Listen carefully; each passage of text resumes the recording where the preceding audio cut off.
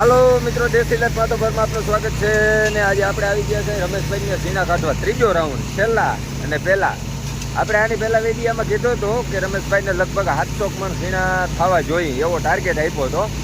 મારી ખેરે આપણે target two target ઊભા રહ્યા, પણ આજુ વખતે એવું થોડુંક શંકા જેવું લાગે છે. એનું કારણ છે એ તમને કહું. કારણ કે કેવી રીતે શંકા લાગે, કારણ કે આપણે કાયમ દરરોજ ઝીણા કાઢવા જતા હોય એટલે આપણો થોડોક આઈડિયો આવી જાય કે ભાઈ આમાં આ કે આ થાય, બરાબર. તો આજે એવું છે, તો કઈ રીતે હું તમને આઈડિયો આપું ને એ પહેલાં ચેનલ પેજને ફોલો સબસ્ક્રાઈબ કરી લેજો, તમને આગળ બતાવું. કારણ કે દર વખતે આપણે ઝીણા કાઢવા જઈએ ને તો એક આપણું આ ટ્રેક્ટર હોય અને એક હજી દીદીડી જાય છે ગોવિંદભાઈનું, જો સામે જાય છે. 2 ટ્રેક્ટર હોય સીપિયામાં, તો કટોકટીમાં પૂરું થાય અથવા ના થાય.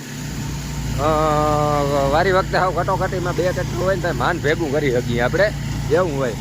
આજુ વખતે ઘાર છે, કારણ કે આ ચણાના પાથરા છે ને એ ઓલી વખતેના વિડીયોમાં બતાવ્યા હતા. ચણા ઊભા હતા, બરાબર. પછી જે આમ આવતો થયો ને ત્યાં ચણા વાઢેલા પાથરે પડ્યા હતા, ભર નહોતા કર્યા. હવે ભર કર્યા છે અને આજ સવારનું વાતાવરણ આખું કાતરા જેવું થઈ ગયું છે, ઘાર્યું વાતાવરણ છે. એક વરસાદની આગાહી વહી ગઈ છે ને વાહ લગન હજી બીજી આપી દીધી છે, એટલે થોડુંક આમાં તકલીફવાળું પડે છે.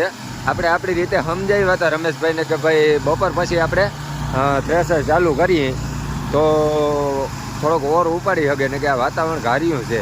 આમાં 2 જણા ને 3 જણા ઓરમાં હોય, 2 જણા કમ્પલસરી હોય અને 3 જણા ક્યાંક સારું એવું ઘાર વગરનું હોય અને ઓર સારું ઉપાડી લેતું હોય તો 3 જણા થઈ જાય.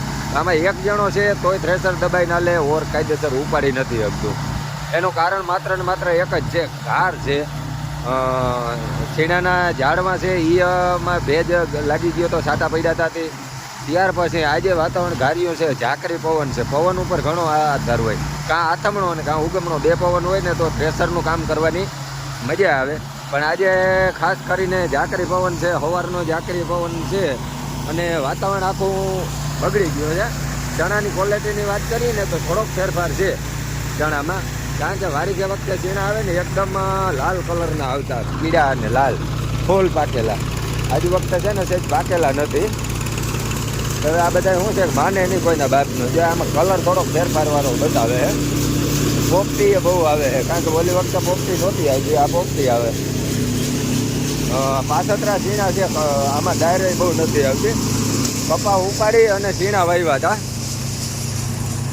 રમેશભાઈને લડી જ લેવું હોય કે એક પાકમાં નહીં વરે, 2 કરીએ.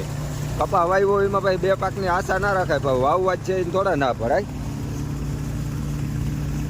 ઓલે વખતે બધા હે ને આખા કાળા કલરના ઝીણા હતા, અત્યારે લાલ ને પીળા ને કોક લીલા ને એવું છે. શ્યામ ગુલાબી છે.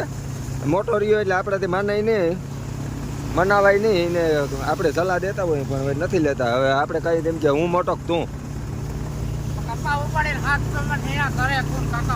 કપા ઉપાડી અને 700 મણ ઝીણા કર્યા. આને મોંઘવારી નડે.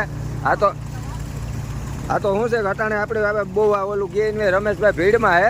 બાકી નક્કી ઈરાન ઇઝરાયલ ને અમેરિકાનું યુદ્ધ આવે ને મેં ચર્ચા મંત્રણામાં જવાનું હતું, તો સુધી યુદ્ધ વિરામ નહીં આવે તો કરી લે. હું આજ તવિયું જોરદાર છે, ઘારય છે, બધું છે. 3-4 કલાકનો આપણે ફાયદો થાય. આપણે એને સલાહ દીધી હતી કે આમને નામ કરો, પણ ના મેળવ્યો. ફાયદો ના થાય કે નહીં, બાકી કે 3-4 કલાક થાય તો ભલે થાય, બાકી કાઢવું એ કાઢવું 2 વાંચો આગળની વાત છે. તો કાંઈ ના કાઢે તો હમણાં પાછો પલારી, એક પેજ પલાઈ રહ્યું હતું એટલે આપણે એ સલાહ નહોતી દીધી પાછી પલારવા વાળી. હાલે ટોપ જેને કાયદેસર આવે.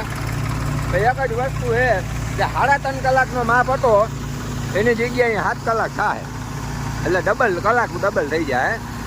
અને આપણે આ ટ્રેક્ટરને હે ને પોરો ના આવતો એની જગ્યાએ નવીરું પડ્યું છે.